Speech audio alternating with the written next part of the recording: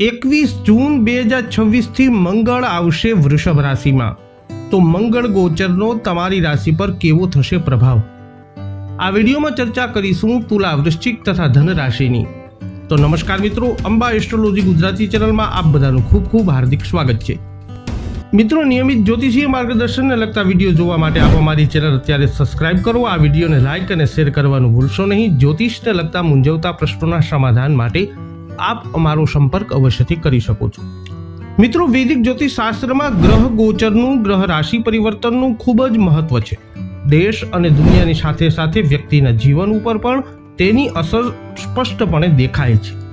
તમામ ગ્રહોમાં મંગળને ગ્રહોના સેનાપતિ માનવામાં આવે છે। તે ક્રોધ, યુદ્ધ, અસ્ત્ર શસ્ત્ર, સાહસ, વીરતા અને શૌર્યના કારક માનવામાં આવે છે।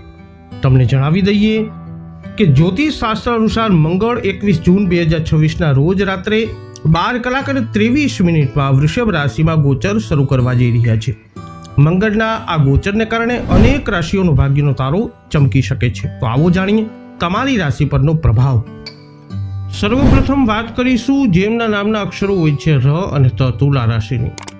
તુલા રાશિના જાતકો માટે મંગળ બીજા અને 7મા ભાવના સ્વામી છે અને આ ગોચર દરમિયાન તે તમારા 8મા ભાવમાં પ્રવેશ કરવાના છે। 8મું સ્થાન એ અચાનક ઘટનાઓ, ઉતાર ચઢાવ, છુપાયેલા પડકારો અને માનસિક દબાણ સાથે જોડાયેલ છે। તેથી આ સમય થોડી સાવધાની રાખવાનું સૂચન કરીએ છીએ। આ સમય દરમિયાન તમને એવું લાગશે કે વસ્તુઓ અપેક્ષા મુજબ ચાલી રહી નથી। તમારી પ્રતિષ્ઠા અથવા આત્મવિશ્વાસમાં ઘટાડો થઈ શકે છે અને તમને તમારા અંગત જીવનમાં કેટલીક અડચણોનો સામનો કરવો પડી શકે છે। તમે નોકરી બદલવાનું વિચારી શકો છો, પરંતુ નવી નોકરી શોધ્યા પછી પણ તમે સંપૂર્ણપણે સંતુષ્ટ ન અનુભવી શકો છો। વ્યવસાયમાં સ્પર્ધાઓ વધારો અને સંભવિત નુકસાન થઈ શકે છે। નાણાકીય બાબતોમાં બેદરકારી નાણાકીય નુકસાન તરફ દોરી શકે છે। તેથી રોકાણ અને ખર્ચ કરતી વખતે ખાસ સાવધાની રાખવી મહત્વપૂર્ણ છે। તમે તમારા સંબંધોમાં અંતર અથવા ભાવનાત્મક જોડાણનો અનુભવી શકો છો। તમારા જીવનસાથી તરફથી અપેક્ષિત ટેકો અથવા ભાવનાત્મક નિકટતાનો અભાવ હોઈ શકે છે। માથાનો દુખાવો અથવા માનસિક તણાવ જેવા સ્વાસ્થ્ય સમસ્યાઓ ચિંતાનો વિષય બની શકે છે। હવે વાત કરીશું જેમના નામના અક્ષરો હોય છે ન અને ય, વૃશ્ચિક રાશિની। વૃશ્ચિક રાશિના લોકો માટે મંગળ પ્રથમ સ્થાન અને 6થા ભાવના સ્વામી છે અને આ ગોચર એ તમારા 7મા ભાવમાં પ્રવેશ કરશે। 7મો ભાવ એ લગ્ન જીવન, ભાગીદારી અને સામાજિક સંબંધો સાથે જોડાયેલ છે। તેથી તેનો પ્રભાવ સંબંધો અને ભાગીદારીમાં ખાસ કરીને દેખાશે।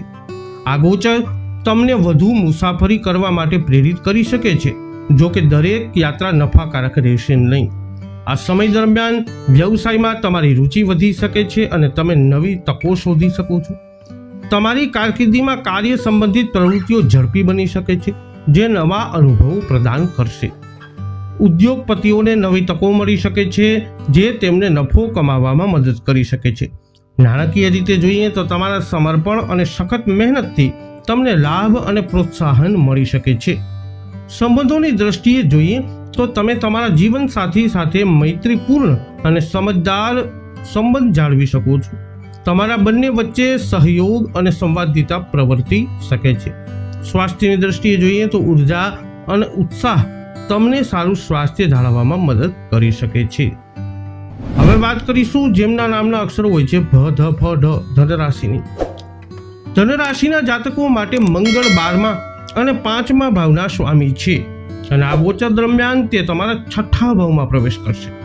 6થું સ્થાન એ સંઘર્ષ, સ્પર્ધા, કર્જ, બીમારી, રોજિંદા જીવનના પડકારો સાથે જોડાયેલ છે।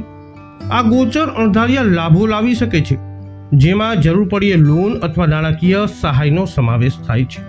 આ સમય દરમિયાન લાંબા અંતરની મુસાફરી શક્ય છે।